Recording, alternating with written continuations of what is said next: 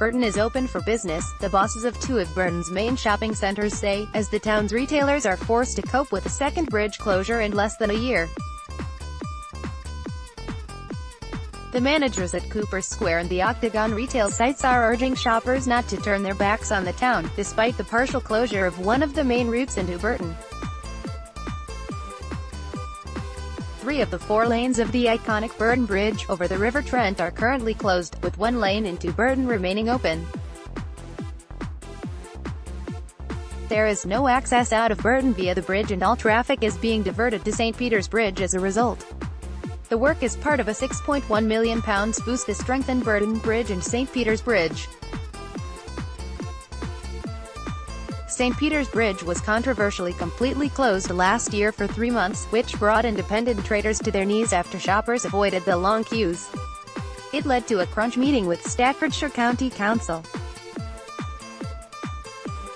Dave Chadfield, Cooper Square Shopping Centre manager, the authority has since said it has learned its lesson and has had more time to implement a strategy to cope with the latest closure.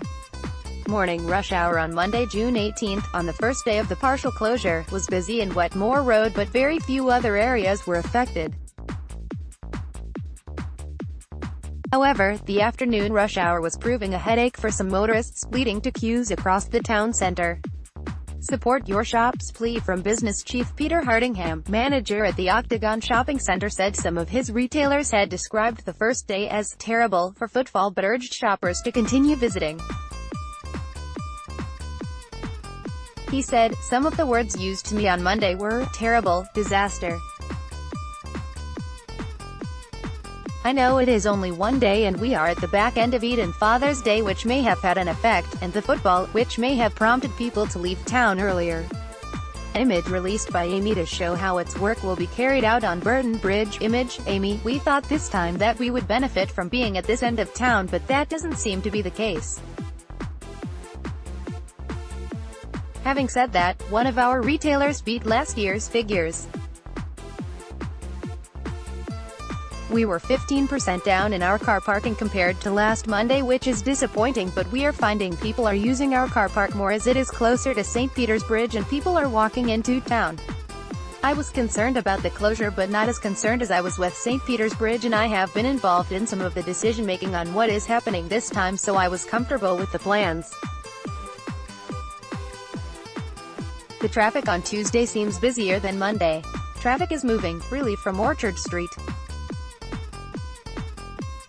Peter Hardingham, the Octagon Shopping Centre manager, "On Monday there were people taking shortcuts through the town centre. If people take the advertised diversion routes, then the disruption would have been less. I would say to shoppers, come early. Burton is open for shopping, business, appointments and restaurants, and take advantage of everything the town has to offer and be mindful of where you park." Dave Chadfield, manager at Cooper Square Shopping Centre, echoed this plea, saying his retail park seems to have been less affected. He said, "I wasn't here on Monday but the car park seems pretty normal on Tuesday. Everything seems to be okay." The St. Peter's Bridge closure didn't affect us much last time around. We were only down about 2% on footfall. It wasn't quite as bad as people thought it would be. They have enough warning now. One of the suggested alternative routes during the closure, the county council has listened to what we said to them and how to alleviate the problems. We will wait and see with the figures. I think it won't have anywhere near the effect it did last time. With traffic, shoppers need to look at when they are coming to Burton and carry on. I don't think it will be as bad. Business is open in Burton. A spokesman for Burton Place Shopping Centre was unavailable for comment at the time the Burton Mail went to press.